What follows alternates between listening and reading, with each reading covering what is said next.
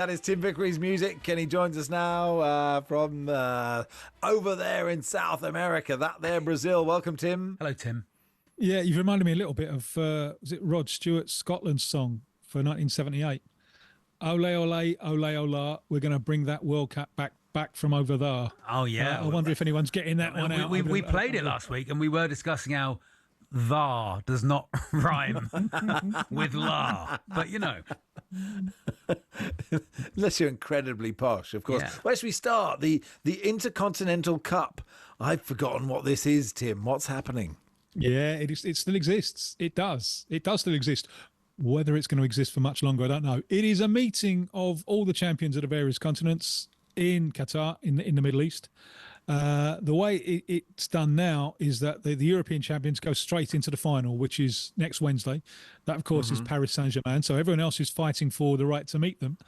It plays very, very big over here. Our champions are Flamengo of Rio. Yesterday, they got through Cruz Azul of Mexico 2-1. On Saturday, they will hope to leap over Pyramids of Egypt, which is a hell of a jump. And given the shape of pyramids, if you get that one wrong, that can be very, very nasty. But do that, and you've got the dream scenario, which is Paris Saint-Germain on Wednesday in the final. Yesterday afternoon, the game, Flamengo against Cruz Azul, 7,000 in the stadium. Now, that's not good. That's not good. You know, the TV images work hard to try and not give over the idea that it was, you know, that the chants were echoing around a stadium that was much, much more than half empty. But obviously, it's a long way. And the Brazilian side have only just qualified. And their supporters had to spend a fortune going from Rio to Lima for that one. So people haven't got money. No, at the last minute, haven't got time or money at the last minute to go from, you know, to do all of this travelling. Now, it was the South American fans, I think, in the middle of the year who saved the Club World Cup.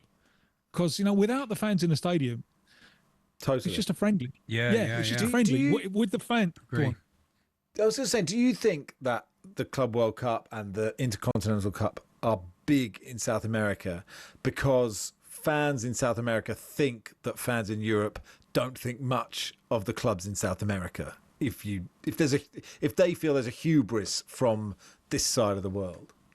The short answer would be yes. The long answer would be yes. That's it. That's exactly what it's all about. Yeah. It means a lot to them, but I can't see a future for this Intercontinental. I think now we've got the Club World Cup.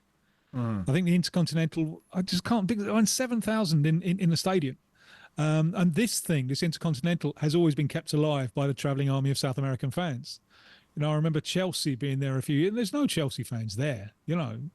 I remember because deep down, loads of them here think the Europeans really, really care about this, really, but just try and hide it because they're afraid of losing. Right. Now, this is emphatically not the case. And a mate of mine, he was correspondent in London at the time, and he thought that.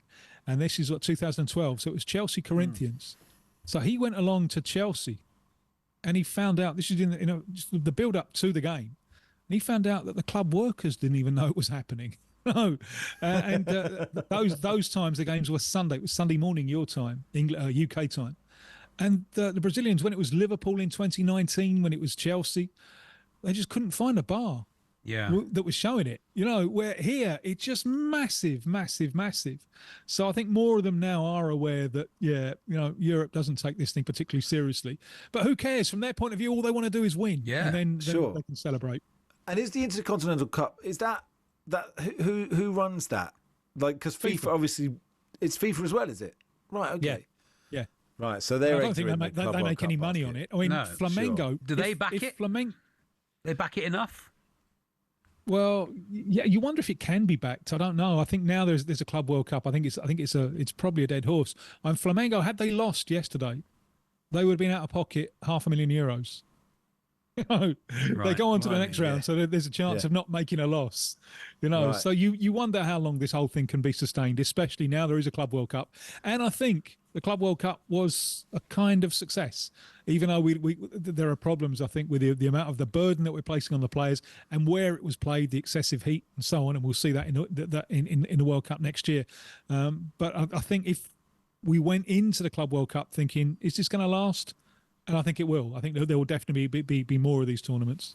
Actually, what was the reaction to the draw in the World Cup draw? And the absolute sort of hilarity of that draw. Yeah, how did it go down over there? The thing that struck me most was even before it was over, my telephone was and it was all people from Scotland. Exactly. Scotland, because they get Scotland, Brazil, and I could tell them, this was on the Friday, we don't know the half of it yet, because we don't know when and where this game is going to be played. It could be, my Scottish friends, under the roof in the air conditioning in Atlanta, or it could be in the blazing summer heat of Miami. What do we get? Option 2, Miami, 6 o'clock in the afternoon. There is not enough sunscreen in the world. That's going to save Scotland, I think, from that occasion. So, no, put on the factor 70. You're going to need it. Do Brazil fear Morocco at all? That's a tough little draw, bit, yeah. I think. It's a kind of best of 3, really. And actually, Brazil's first game after the last World Cup, they had a caretaker coach, was a friendly against Morocco, which they lost. But just in the last couple of months, Morocco won the Under-20 World Cup, and they beat Brazil on the way. And then in the Under-17 World Cup, Brazil eliminated Morocco with a goal in the last minute of extra time. So this one next year is going to be the best of 3. Although I would imagine it will be a little bit cautious. The teams will want to ease their way into the competition. They will see this clearly as the crunch game. So the important thing is not to lose. And then you win one of the other 2 games, Haiti and Scotland, and you're guaranteed a place in the knockout rounds. Tell us about Neymar. Yes, Sonny, he has saved Santos and possibly saved himself. With 3 games to go, Santos were in the relegation zone in Brazil. And you're thinking, well, if they go down, how on earth is he going to get back into the World Cup squad? How? He can't do it from Brazil's second division. He'll have to fix himself up with a new club. Who's going to pay for him? He's done nothing all year. He's been injured all year. He's injured again. He needs a minor knee operation. Maybe he shouldn't have played, but he played the last 3 games with the knee heavily strapped up. He was lucky with the fixture list because the first 2 sides had already been relegated, and the third side put out the reserves. So he didn't have anyone there, any opposing centre-backs with much to play for, thinking, that knee of his, should we give it a test? So he didn't have any of that, but he did rise to the occasion. He scored plenty of goals. It was by far the best he'd done all season. So Santos stay up, and the next Brazilian Championship starts earlier than usual. It starts late January. So assuming that he stays, and I think he'll almost certainly stay, although the club are worried about how much they're paying him and how much they're getting out of it, I think another 6-month contract is almost a certainty. At least he's given himself a platform to show Carlo Ancelotti that he can be fit enough and good enough to get into the World Cup squad. I would still probably be inclined a little bit against, but 2 weeks ago it looked like a non-starter. And what he did on those 3 games with his heavily strapped knee, he's put himself back in the conversation. Okay. Interesting stuff. Thanks for coming on, Tim. Thanks, Tim. Pleasure as always. Cheers. Tim Vickery out in Brazil. Now, brand new podcast for you that is on wherever you get your podcasts, released from talkSPORT, called How to Win the World Cup.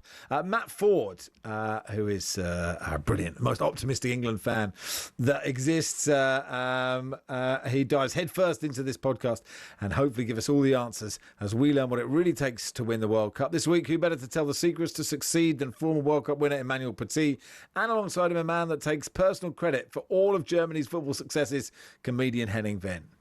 Obviously, you want France to win, you want Germany to win. Is there any part of you that thinks, you know what, I wouldn't mind if England did it? Well, I would prefer that France win it, but no, for me, if England win it and they deserve it, fair enough, you know. This is sport, you know. It's like the kind of story of we hate, but in the meantime, we love England, you know, in France. We like to be the best enemies of England sometimes, but if England wins the next World Cup, fair enough for me. Yeah, I mean, ordinarily I would say that's a horrific scenario that you're painting there. But now that they've got a German manager, I'll still claim full credit for England winning it. So. A big Henning Venn fan. That is How to Win the World Cup podcast, available now on YouTube, the talkSPORT app, or your favourite podcast provider.